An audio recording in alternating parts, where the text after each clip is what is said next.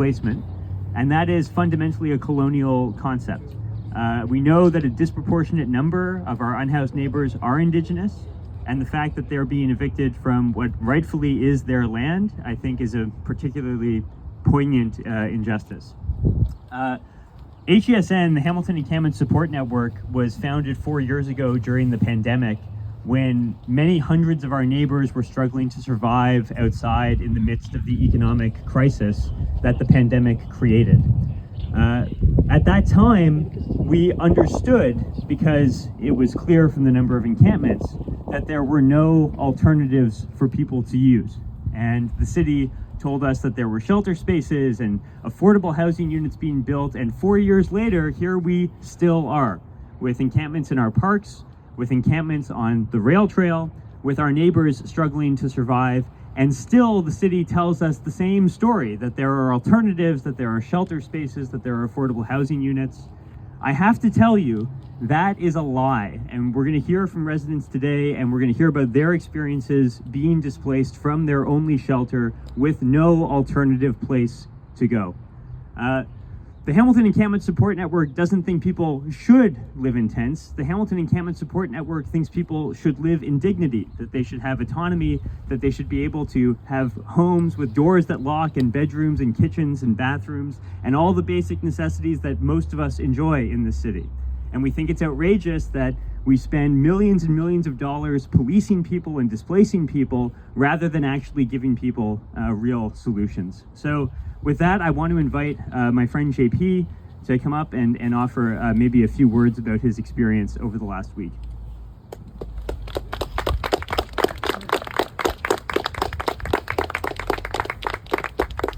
Thank you folks for coming out. I appreciate you coming on Mother's Day. I appreciate you coming out on Mother's Day. I appreciate you coming out on Mother's Day. Unfortunately, there's been some deaths because of this, where some people whose only crime was losing their place to live that won't be here for Mother's Day. I would just like to say, how many more people have to die? The city says, oh, you can go to a shelter. First murder this year was in a shelter, and that's not something we want to go to. When we could just ask for the simplest of things, the right to dignity, to wait. We've done the paperwork you've asked us to do, to wait for transitional housing. When we decide to speak up, we all of a sudden decide to close the trail, perfect fence on both sides, and you systematically went all the way down to a certain point. And then without even giving papers, you said, we'll be back, all the way up to Kenilworth. Well, where are we supposed to go? What crime did we commit? We're Hamiltonians, we have no crime. We did everything you asked us to do. You asked a question, where are we supposed to go? So now you want to silence us for speaking. As a diabetic, I've survived minus 33. When you take a cotton ball and drop it on your hands and it feels like a meat grinder. A lot of people got through the winter. Because now, you know, it's our own city that's going to be the final storm that's going to do us in. You know, people say, oh, Encampment people are all doing drugs. No. You know, we're just like you. We laugh, we cry. We just want to have a future. The basic dignity, the cleaning the areas up. Every time we ask you, you never answer us. Why can't we clean our own areas? We don't have vehicles for it. Well, when you were cleaning the people out, you certainly had two there. And why would you have animal rights, animal control? Some people have support animals. They have their children, you know. Since when do these people have to be separated again, even worse? You know, there's been money spent that could have been put into organizations that know how to do this. We would like an MP or an MPP from the federal government to step in and help us, please. Because after today, who knows what's going to happen to the people over the rail. There's a lot of times when we personally try to do things that now I can speak about, because you're coming tomorrow anyway, that we have to worry about a backlash. Just because once we say something, and we did it one day, and you were there the next day to shut the gates on us and move as many people as you could. We shouldn't have to live in fear in our own city. We are Canadians. We should be looking out for each other, helping each other. This could have been done in a very beautiful way that could have been a role model for other cities to follow. But instead of listening to the people that are affected, you decided to do it your own way. Right now, with the housing going the way it is, it's affecting everyone, middle class. You know, some people are like, I don't know what I'm gonna do next month. I might be out there with you. We're just asking that, you know, a fair shake. No special arrangements, no special treatment. Just treat everyone the same, and that's all we want. I want to thank you folks for coming out and hearing us. Thank you very much. I will turn over to my friend now. I think we have another individual who wants to speak. Mags, I believe.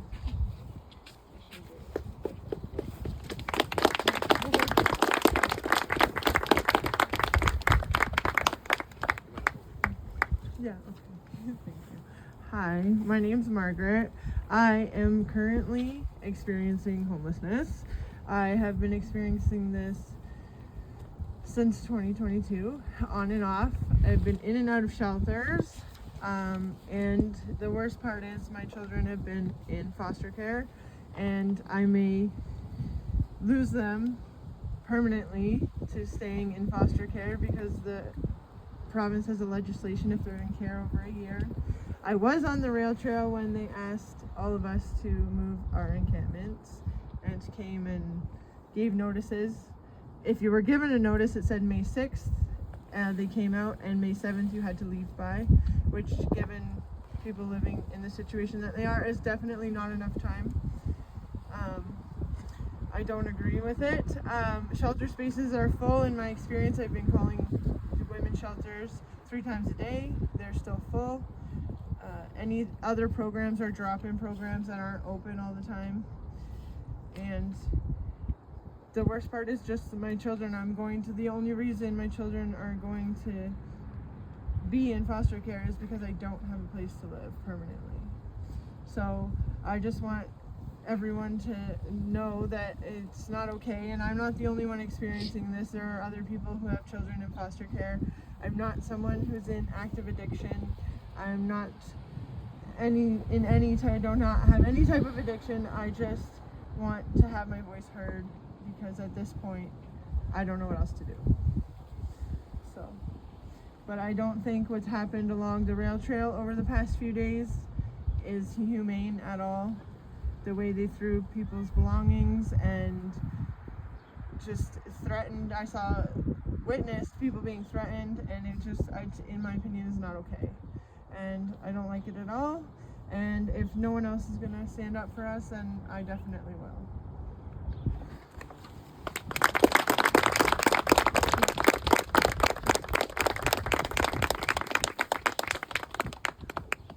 Before I invite our next speaker up, I just want to give an opportunity. There are some other folks here who are living in encampments in the city, and I just want to say that if any of them would like to come up and share anything or take an opportunity to speak, I just want to take a minute. Okay, and that's a standing invitation, so if at some point during the next little bit folks find something they want to say, they're welcome to do that. I'd like to invite Jesse to come up and offer a few words of context for some of what's been going on.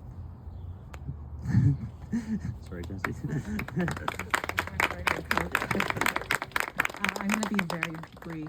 I think, one, I'd like to ask for the city to leave these people alone. What's happened over the last number of hours, where a section of the trail was closed off at Wentworth and then closed off just beyond Gage Park up on the trail near the Kenilworth access. Trucks moving in, moving people out, that is absolutely deplorable and horrible. People were stuck in there, not knowing what to do. And that is just not something that is good for this community at all. And it's absolutely abhorrent. I'm going to say the context of that for me is, there's a lot of context, but I'll bring up context from last week, which is at council. How do I say this? Council and the previous GIC, we found out that the city of Hamilton received about $5.1 million from the federal government. They then decided to use that money to fund the environmental portion of, and well, basically just the capital costs of what was going on, what's happened there with the Tiffany Barton site, which is now full. And they had the opportunity to vote to replenish those funds, to imagine something a bit better, to make sure that there was space for people. And they chose not to do that. Instead, they're just like, those funds are done. We can't imagine anything more. I think even when asked, it was like, well, we don't have use. Well, the answer was, we don't have a plan for them. Make a plan. That's what I would like to say. Make a plan, because if you're going to close off a trail and leave people this way and treat them this way and know that they're just going to have to find some other place to hide, I feel like imaginations need to start working. And it's a real shame. That's all the money for the next till 2027 from the federal government that's been promised anyway. So I think I would like to ask the city to leave these people alone, to try to imagine better, to come up with something soon, because this housing stuff it's not panning out. It's not panning out fast enough. Thanks.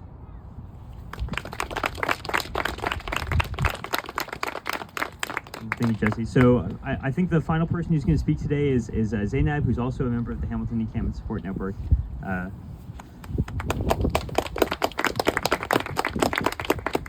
Thanks everyone for being here, largely on short notice. I've been out here a lot over the last week with JP, Mags, and some others. There's a lot of other folks out here who want to speak and who want to be heard, but they're afraid. They're afraid of repercussions from the city, from the police, or just vigilantes, random people out here who might harm them for having spoken up, for becoming visible. I've walked along the trail with JP and others, and they're always out there smiling, picking up garbage, chatting with other people, and no one wants to look them in the eye and treat them as human beings. No one wants to show them the slightest bit of kindness or care. And that's what the bare minimum of what every human deserves is dignity and care and recognition that you are human and what you're going through is not okay. People talk about the shelter systems as a solution, and they're not. As Max mentioned, largely they're full, or you have to call multiple times a day. You don't know until 10 or 11 if you can get into the overnight ones. But people don't want to give up their belongings to go into a shelter. They don't want to give up their pets. They don't want to separate from partners. People have experienced abuse and harm when they're separated from their spouse or partner at gender segregated shelters. People have experienced abuse at shelters. They've had things stolen from them, or they're in recovery from substance use and they don't want to be around drug use, which tends to be pretty prevalent at these shelters with very little changes made. Shelter's not housing. Shelter is not housing. It is temporary. Folks, you get put in a shelter, maybe you get a night, maybe some shelters do longer, maybe a year, but that doesn't solve the affordability crisis. That doesn't make rent affordable. That doesn't make rent control happen. That doesn't make life livable. At best, it gives you a year and then you're out again. It's not a solution. As one of the folks out here called it, it's a revolving door of despair, which I think is a pretty accurate way to describe it. I can't overstate the heartbreak and anger I felt being out here the last week, especially the last few days. I was talking to JP and some others about cleaning up. A lot of the garbage and the mess that people complain about, it's not even left by the folks who are out here right now. Needles and all those other things, it's not, a lot of it isn't the folks who are out here, and they've been trying to clean. They've been trying to beg the city to help them with garbage removal and cleanup, and they've refused. They've called the city to say, hey, can you come out to the trail? Can you help with these things? And they've refused. They said, leave it outside a neighbor's front yard and we could pick it up, but you're not gonna do that to someone's front yard. So they refused to help clean up when people were asking, and me and some others were working with JP and others to figure out, okay, how do we organize a cleanup on a weekend, and get a bunch of volunteers out here and figure out a way to do it safely. But before we could get very far with the planning, the city decided to do what they did. They fenced up the entrance to the trail for cleanup. They drove trucks in there. People complain about, preserving nature. Well, having giant garbage trucks drive through the trail is not very good for the environment either. And people were terrified. It was horrifying. getting messages from people who were terrified of being found by the police or by other officials. They've been working with the rail cops to ticket people. The police have been issuing trespass. Bylaw has been here. MLE has been here. On Friday, from what I could see from outside the fence, there were at least 10 to 12 officials of various departments, and like 9 or 10 vehicles outside the trail and the garbage trucks inside. That's how much money is that? How much money did we spend doing that? Where else could that money have gone? That money could have gone to any form of a solution. Instead of helping folks out here make the situation better, make it less less oppositional to other folks who are housed in this area. Instead of helping make it a better situation, making life easier, they've elected to punish, which isn't helping anybody. As we've said, it just displaces the problem from here to here. You're removed from one site, you have nowhere to go, there's no shelter, there's no temporary housing. Most folks out here are on a list for affordable housing, for supportive care, for something. Lists can be years long. And where are you supposed to go while you're waiting on a list somewhere? Where are you supposed to go? And it's very clear that the city doesn't care. A lot of people in the city don't care that there's nowhere to go. They just want you out of sight so that people don't complain about having to look. And that is deeply angering and heartbreaking.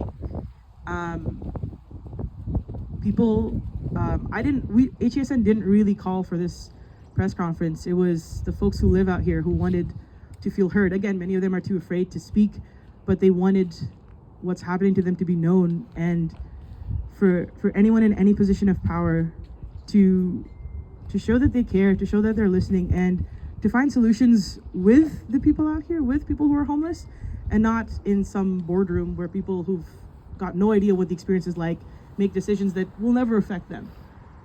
You have to involve the people who are living homeless, who are encamped out here. You have to involve them in the solution so that it works for them and it allows them to reunite with their families and their kids. People have, Margaret, she's not yet had to put her kids for adoption, but others have had to. Most of the folks I've talked to, they're like, yeah, I have kids, they're grown, they were put into adoption, or yeah, I lost my kids and now they want to take my dogs too.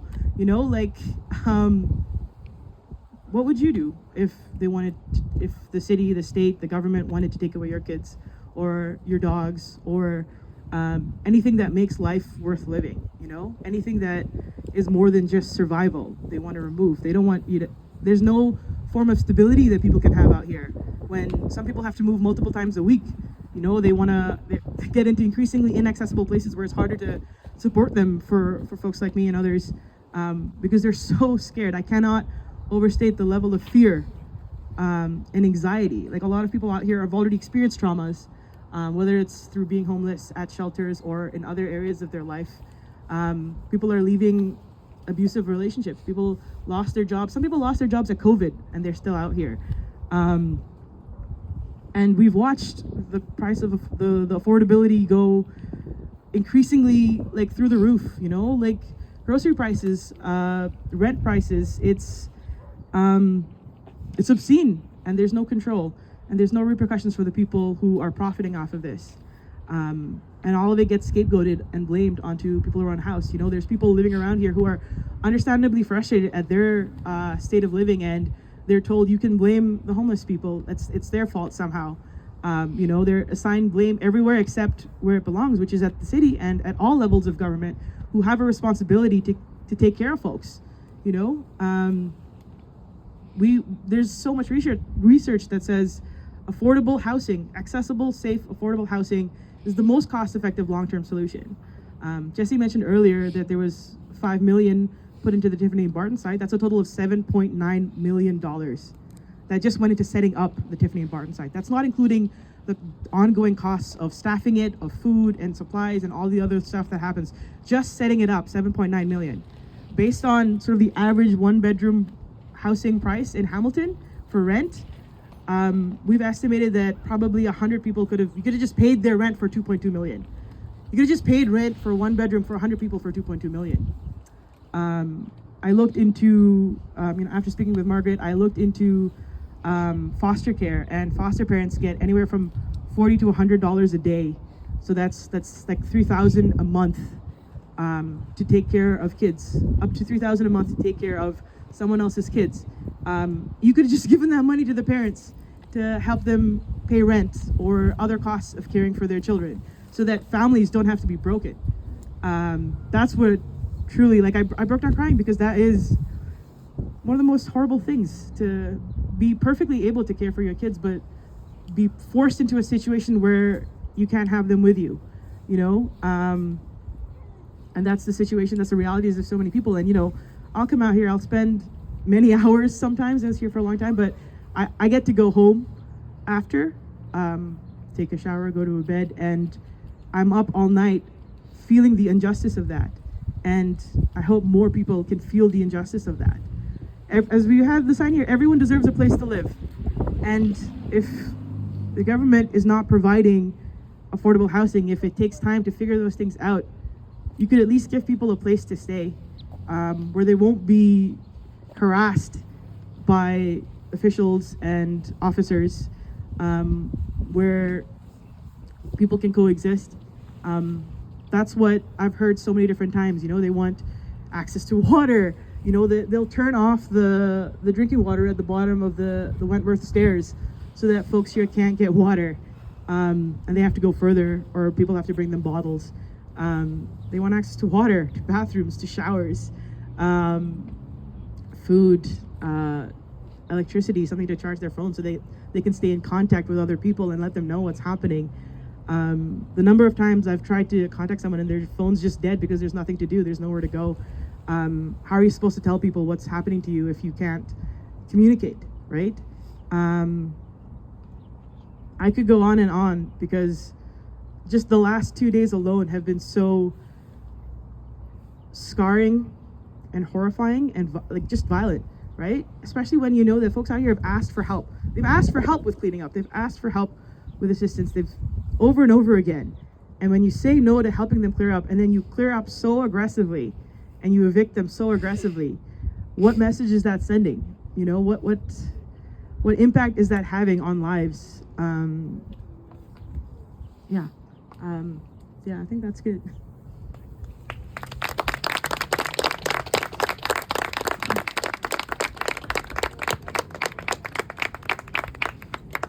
So I want to thank everyone for coming out today and gathering, and yeah, we can I think open the floor for questions from media if we want, and I think JP and Mags might be willing to answer some questions if I'm not mistaken. So yeah, if there are any questions from media, if not, I wish I could say this is the last time we were going to have to do this. It's probably, unfortunately, not, and I think it's important that when we're in these spaces together in these moments, we're having these conversations and building relationships so that we can better support each other and so that we can make sure we're not leaving anyone behind. So the Hub very generously brought food and water, and folks are welcome to stay and mingle and talk and hopefully build the kind of strength that we need to ultimately solve this problem. Oh, JP, yeah, and JP would like to finish up here. So. I would also like to say, you know, we don't hate anybody. For everything that we've gone through, we could do that. We could just go negative. But you know what? We're not going to. We've survived this much. We'll survive and we'll wait. We'll be patient. We just ask that tomorrow morning we don't disappear. I think tonight a lot of us will have dinner and we just don't know what's going to come the dawn, will we, folks? But we ask you just to remember us, and we don't know what's going to happen tomorrow. So, but for everyone that's taken the time to come out here, there's no such word as thank you. I really don't know what to say. Thank you for coming out. For everyone here, you people matter more than, you know, anyone else here right now. So thank you very much.